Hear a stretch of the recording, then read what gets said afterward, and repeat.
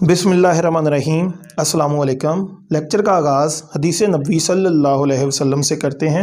हदीस का मफ़हूम ये है, अल्लाह के नबी फरमाते हैं, वो शख्स जन्नत में नहीं दाखिल हो सकता जिसके दिल में राई के दाने के बराबर भी तकब्बर होगा। आज का हमारा टॉपिक है एम्पियर्स सर्किटल लॉ या सिंपल एम्पियर्स लॉ। तो ये आर्टिकल स्टार्ट करने से पहले मैंने एक छोटा सा एक्सपेरिमेंट अरेंज किया है। हम एक चीज़ को एक्सपेरिमेंटली देखेंगे, फिर हम ये आर्टिकल को स्टार्ट करेंगे। सबसे पहले हम एक चीज़ जानते हैं, ये जो चीज़ आपको नज़र आ रही है इसको हम परमानेंट मैग्नेट कहते हैं, जो कि आयरन की चीज़ों को अपनी तरफ अट्रैक्ट कर सकता है। तो इसी तरह जैसे ये परमानेंट मैग्नेट आयरन की चीज़ों को अट्रैक्ट करता है, इसी तरह एक साइंटिस्ट जिनका नाम ऑस्टेड है, उन्होंने ऑब्जर्व किया, अगर हमारे पास एक स्ट्रेट वायर हो, उस स्ट्रेट वायर में से अगर हम करंट को गुजारें, इलेक्ट्रिक करंट को, तो उस वायर के गिर्द जो है वो मैग्नेटिक फील्ड डेवलप हो जाती है। जैसे परमानेंट मैग्नेट के गिर्द इसकी मैग्नेटिक फील्ड होती है, इसी तरह हम एक वायर लें, अगर उस वायर के अंदर से इलेक्ट्रिक करंट गुजारा जाएगा तो उस वायर के गिर्द भी इस मैग्नेट की तरह एक मैग्नेटिक फील्ड डेवलप हो जाएगी और इसको हम एक इलेक्ट्रोमैग्नेट बोलेंगे। अब हमें देखना है कि क्या इस वायर के अंदर से करंट गुजारने से इसके गिर्द मैग्नेटिक फील्ड पैदा होती है। तो इसको टेस्ट करने के लिए मैंने यहाँ पे जो ली हैं वो है कंपस नीडल। ये जितनी भी आप नीडल्स देख रहे हैं, ये सारी नीडल्स मैग्नेट की बनी हुई हैं। तो मैग्नेटिक फील्ड को आंखों से तो यार देखा नहीं जा सकता, तो मैग्नेटिक फील्ड को टेस्ट करने के लिए कि यहाँ पे मैग्नेटिक फील्ड प्रेजेंट है या नहीं, ये कंपस के अंदर डिफ्लेक्शन आ जाएगी। जैसे इलेक्ट्रिसिटी को टेस्ट करने के लिए हमारे पास टेस्टर होता है, उससे हम चेक कर सकते हैं कि इलेक्ट्रिसिटी यहाँ पे मौजूद है या नहीं। जैसे इलेक्ट्रिक फील्ड को टेस्ट करने के लिए हम टेस्ट चार्ज लेते हैं, इसी तरह मैग्नेटिक फील्ड को आंखों से नहीं देखा जा सकता।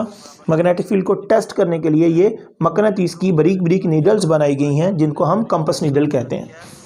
इस वक्त आप देख सकते हैं सारी की सारी कंपस नीडल ज़मीन की मैग्नेटिक फील्ड के ज़ेर असर आके सबकी सब जो नीडल्स हैं वो ज़मीन की मैग्नेटिक फील्ड के अलॉन्ग हो चुकी हैं।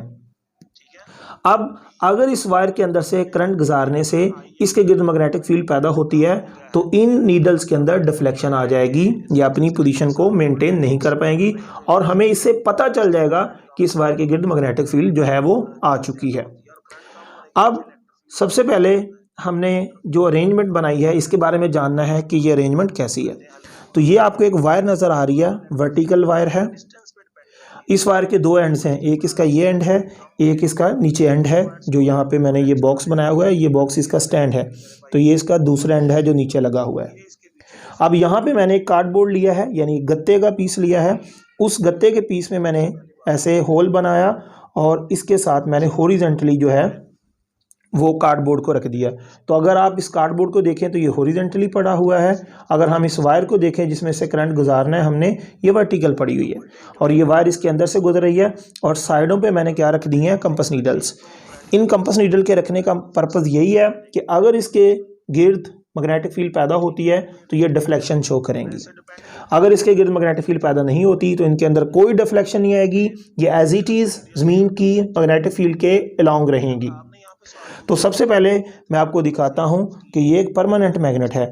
मैं परमानेंट मैग्नेट को इनके पास लेके जाता हूं, चेक करते हैं कि वाकई मैग्नेटिक फील्ड का असर महसूस करती हैं। अभी मैंने करंट नहीं गुजारा इस वायर में से, तो ये देख सकते हैं जब मैं ऐसे परमानेंट मैग्नेट को इसके पास लेके जाता हूं तो ये कंपस नीडल के अंदर जो है वो डिफ्लेक्शन आ रही है। इसका मतलब कि ये कंपस नीडल्स के अंदर डिफ्लेक्शन आ सकती है अगर कोई मैग्नेट इनके पास लाया जाए। बात समझ गए? तो ये तो मैं इनके अंदर डिफ्लेक्शन पैदा कर रहा हूँ इस परमानेंट मैग्नेट की मदद से। अब हम यही डिफ्लेक्शन चेक करेंगे कि क्या प्रोड्यूस होती है इस वायर के अंदर करंट गुजारने से। तो अब मैं इस पर्पज़ के लिए मेरे पास एक बैटरी है, ये आप देख सकते हैं बैटरी। इस बैटरी के दो टर्मिनल हैं, एक हाई पोटेंशियल वाला, एक लो पोटेंशियल वाला।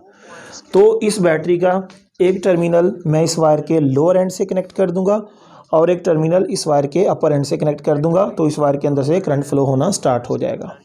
तो जब करंट फ्लो स्टार्ट होगा तो आप देखेंगे यहाँ पे इनके अंदर डिफ्लेक्शन आएगी। तो मैंने एक बैटरी का टर्मिनल इसके लोअर एंड से कनेक्ट कर दिया है और दूसरा टर्मिनल मैं आपके सामने इसके अपर एंड से कनेक्ट करूँगा। तो आप नीडल्स पर गौर कीजिएगा कि नीडल सारी इस वक्त साकन है। जब मैं यहाँ से इसको कनेक्ट करूँगा तो ये देखिए ये नीडल के अंदर जो है डिफ्लेक्शन आ जाती है। अब मैंने दोबारा से इसको कनेक्ट करना है। ये देखें ये वायर्स इसके साथ मैं कनेक्ट करने जा रहा हूँ। देखिए जब उन पे लगने वाली फोर्स कम हो जाती है तो मेरे भाई इनकी ड्रिफ्ट वेलोसिटी कम हो जाती है। ये देखें फोर्स कम होगी, स्लो चलेंगे, ये वायर में स्पार्क भी पैदा होता है। जब करंट थोड़ा हो जाएगा, रेजिस्टेंस का फार्मूला क्या है, V/I, ठीक है, ये देखें V/I, तो वोल्टेज तो वही रहेगा। अगर इसको मैं ऐसे रखूँ तो ये सारी नीडल जो हैं ये अगर हम इनका थोड़ा वेट करें तो ये बिल्कुल एक सर्कल के अलोंग आ जाएंगी। इनको गौर करें तो ये सारी मिलके एक सर्कल बनाएंगी। ये देखें एक सर्कल नुमा शेप बन रही है। बात समझिए। अब ये नीडल जो हैं क्योंकि वाइब्रेशन पे लग चुकी हैं, अब ये रेस्ट में आ गई हैं। दोबारा मैं इस वायर को इसके साथ कनेक्ट करता हूँ। वायर कनेक्ट करने से इसमें से जो है वो करंट फ्लो करेगा तो नीडल्स दोबारा से डिफ्लेक्शन शो करेंगी। ये सारी इस वक्त साकन है। ये देख लें, ये देखें अगर इस वायर को इसके साथ मैं जोड़ के रखूँ, जब इस वायर को इसके साथ मैं जोड़ के रखूँगा तो अगर आप नीडल्स पे गौर करें तो सारी नीडल्स एक सर्कल में आने की कोशिश कर रही हैं। अगर इनकी वाइब्रेशन स्टॉप हो जाए तो ये सारी नीडल जो है एक सर्कल में आ जाएंगी। तो फिर मैं इसको हटा देता हूँ। सारी ज़मीन की मैग्नेटिक फील्ड के ज़ेर असर हो जाती हैं। अगर इसको मैं कनेक्ट करता हूँ तो दोबारा से इनके अंदर डिफ्लेक्शन आती है। तो इसके अंदर डिफ्लेक्शन का शो करना ज़ाहिर करता है कि इस वायर के गिर्द मैग्नेटिक फील्ड आ चुकी है। इस वक्त मैग्नेटिक फील्ड ख़त्म हो चुकी है। जब वायर को कनेक्ट करूँगा फिर इसके गिर्द जो है वो मैग्नेटिक फील्ड पैदा हो जाएगी। तो एम्पियर्स ने क्या किया, एम्पियर्स ने हमको एक ऐसा मेथड बताया जिसको यूज़ करके हम इस वायर के गिर्द जो मैग्नेटिक फील्ड है उसको कैलकुलेट कर सकते हैं।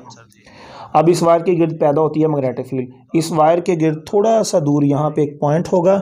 इस पॉइंट पर हम इस वायर के गिर्द पैदा होने वाली मैग्नेटिक फील्ड को कैलकुलेट करेंगे।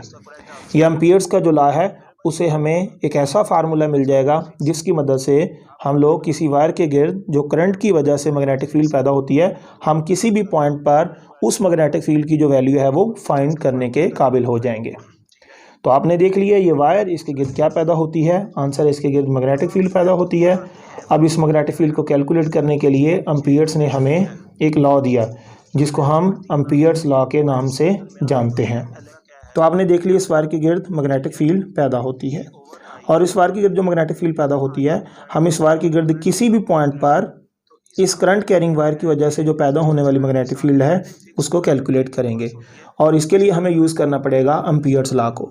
एम्पियर ने एक एक्सपेरिमेंट की पूरी सीरीज़ इस पर परफॉर्म की और पूरी सीरीज़ परफॉर्म करने के बाद उसने एक रिज़ल्ट दिया।